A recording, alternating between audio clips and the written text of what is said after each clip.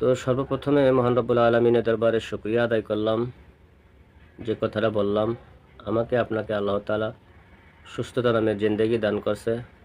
এই জন্য আমরা আবারও বলি আলহামদুলিল্লাহ। তার কারণ আমার আপনার জীবনে আল্লাহ তাআলার কাছে সর্বশ্রেষ্ঠ নিয়ামত হচ্ছে সুস্থতা নামের জিন্দেগি। এর থেকে বড় নিয়ামত আল্লাহর কাছে আর কিছু নাই। যে আমি আপনি সুস্থ আছি, এখনো সবল আছি, কথা বলতে পারতেছি, চলতে পারতেছি, সুন্দর মতো খাইতে পারতেছি, নামাজ কালাম সঠিকভাবে আদায় করতে পারতেছি। এই জন্য এটাই হচ্ছে বড় নিয়ামত। আজকে একটু চিন্তা ভাবনা করে দেখেন তো, যারা মেডিকেলে ছটফট করছে, যারা আজকে স্যালাইন লাগানো রয়েছে, রগে রগে শিরায় শিরায় ক্যানেল লাগানো রয়েছে, অনেকে বেদনায় কাতরাচ্ছে, কারোর পেট ব্যথা, কারোর মাথা ব্যথা, কারোর দাঁতে ব্যথা, কারোর হাত ভাঙ্গা, পাও ভাঙ্গা, চোখের সমস্যা, কানের সমস্যা, দাঁতের সমস্যা, কত ধরনের সমস্যা আছে। তা আমাকে আপনাকে আল্লাহ তাআলা সেই সমস্ত সমস্যা থেকে দূরে রাখছে। কারণ আমাকে আপনাকে আল্লাহ তাআলা অনেক ভালোবাসছে, বিধায় সুস্থতা নামের জিন্দেগি দান করছে, বড় নিয়ামত দান করছে। হ্যাঁ, তা এই জন্য সেই মহান রব্বুল আলমিনের দরবারে লাখো কোটি বার শুকরিয়া আদায় করলেও আমার আপনার শুকরিয়া জ্ঞাপন করা শেষ হবে না। তো যারা বিছনায় অসুস্থ অবস্থায় কাতরাচ্ছে, তারা কতটা কষ্টে দিন যাপন করতেছে, প্রত্যেকটা সেকেন্ড, প্রত্যেকটা মিনিট, প্রত্যেকটা ঘন্টা তাদের অনেক কষ্ট করে কিন্তু পার হচ্ছে। আর আমার আপনার এই সময়টা অনায়াসে পার হয়ে যাচ্ছে, আমরা টেরও পাচ্ছি না। তারা যে দিনে যে 24টা ঘন্টা কিভাবে পার করতেছে, ওরা প্রত্যেকটা মিনিটে মিনিটে ওরা উপলব্ধি করতেছে যে আমি কতটা যন্ত্রণা ভোগ করতেছি।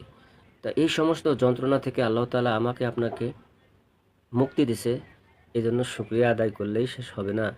তামাম জিন্দেগি ভরা যদি শুকরিয়া আদায় করি, এই নিয়ামতের শুকরিয়া আমরা আদায় করে শেষ করতে পারবো না, যে আল্লাহ তাআলা সুস্থতা নামের জিন্দেগি দান করছে।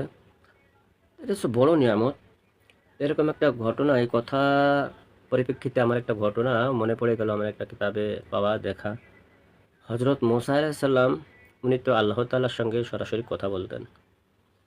তা একদিন মুসা আলাইহিস সালাম আল্লাহ তাআলাকে প্রশ্ন করলেন, হে মালিক, তুমি যদি মুসা হইতা আর আমি যদি আল্লাহ হইতাম, তাহলে তুমি আমার কাছে কি চাইতা? পরে আল্লাহ তাআলা মুস্কি হেসে বলল, হে মুসা, এটা কখনো সম্ভব না। তুমি মুসা কখনো আল্লাহ হতে পারবে না, আর আমি আল্লাহ কখনো মুসা হব না। তা মুসা আলাইহিস সালাম উনি ছিল অনেক ঠেটা ধরনের, মানে যে প্রশ্ন উনি উত্তর না পাওয়া পর্যন্ত আল্লাহরে ছাড়তো না। তা আল্লাহরে বলতেছে, যদি হইতা, হবা না তো তা তো আমি জানি, যদি হইতা তাহলে কি চাইতা? তখন আল্লাহ তাআলা বিরক্ত বোধ করে বলল, তুই তাহলে শুনতে চাচ্ছিস, আচ্ছা ঠিক আছে তাহলে বলবো। তো তুই যদি খোদা হতি, আমি যদি মুসা হইতাম, আমি তোর কাছে সর্বপ্রথম চাইতাম সুস্থতা। সুস্থতা নামের জিন্দেগি, যেন সুস্থ সবল সবসময় থাকতে পারি, সেই সুস্থ থেকে যেন আল্লাহর হুকুম আহকাম মানি চলতে পারি, সেই সুস্থতা নামে জিন্দেগি চাইতাম। চিন্তা করা যায় আল্লাহ তাআলার মুখের কথা। তাহলে এটা হচ্ছে সর্বোপরি আল্লাহ তাআলার নিয়ামত, যে নিয়ামতটা আল্লাহ তাআলা নিজেই দাবি করছে, যে আমি যদি মুসা হইতাম, তুমি যদি খোদা হইতা, তাহলে আমি তোমার কাছে সুস্থতা নামে জিন্দেগি চাইতাম। তাহলে আমাকে আপনাকে আল্লাহ তাআলা কত বড় একটা নিয়ামত দান করছে। একটু গভীরভাবে চিন্তা করে দেখেন যে কতটা মানে গুরুত্বপূর্ণ একটা নিয়ামত আমাকে আপনাকে দান করছে, সেটা হচ্ছে সুস্থতা। তা এই সুস্থতা নামে জিন্দেগি যখনই আমি আপনি পাইছি, তখন যদি এর মূল্যায়ন যদি আমরা না করতে পারি, তাহলে কাল কিয়ামতের ময়দানে কোনো হিসাব দিতে পারবো না ভাই। আল্লাহ তাআলা যখন বলবে, হে বান্দা, তোকে আমি যখন সুস্থতা নামের নিয়ামতটা দান করছিলাম, সেই সুস্থ শরীর, দেহ, মন নিয়ে আমার জন্য কি করছিলা? তোমাকে যে এত বড় একটা নিয়ামত দিছিলাম, সেই নিয়ামতের কি শুকরগুজারি করছিলা? তখন আমি আপনি কোনো জবাব দিতে পারবো না।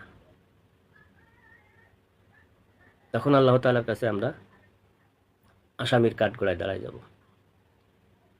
যে তোমাকে এত বড় একটা নিয়ামত দিলাম, সেই নিয়ামতটা তুমি হেলায় হেলায় কাটাই দিছো, নিয়ামতটা কোনো গুরুত্ব দিলা না।